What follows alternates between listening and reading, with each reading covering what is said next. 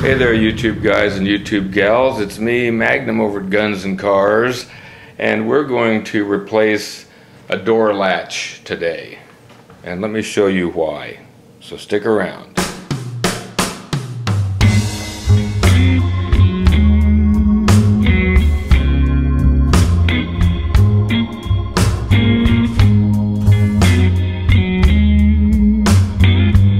This latch has been here for several years, but it's gotten to a point where when it's fully depressed, the striker doesn't go all the way in. And it's caused a problem. I had to take the striker plate off so that it would be somewhat operational. But we're going to replace that, and we're going to get started in just a second, so don't go anywhere. Okay, the first thing we have to do is get rid of the old latch and the old striker. So we're going to remove the screws from here. After we get the striker screws out, the next step is to get the handle off. There's a little key over here on this side that we need to press in. It releases the handle, comes right off, and then we should be able to remove this cover. Pops off. And then the two screws that are holding the other side. So let's take those out.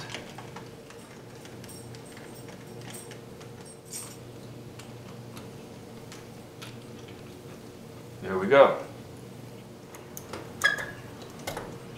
This is out, and the striker should come out,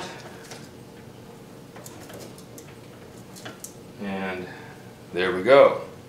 So we just have the opening, and we are ready to install the new latch. Okay, the striker goes in like so. The locking side on the outside. Go through here,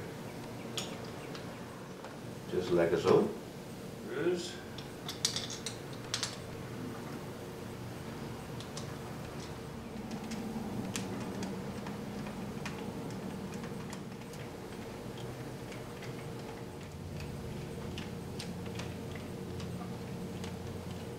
Right now, I'm going to put the screws in for the striker.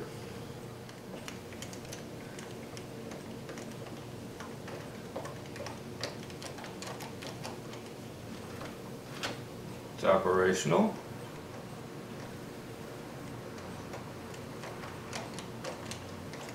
Screw those down tight. Okay. Last step is to put the striker plate on.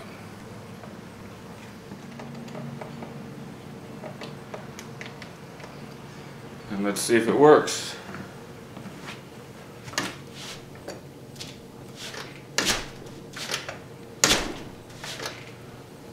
Not fitting. So, hang on. Okay, we solved the problem. The new striker plate is not positioned correctly for the door jamb and the latch. So, I went back and used the old striker plate here, and by doing that, everything works just right. Done deal. Until I speak with you again, and even after that, you stay safe.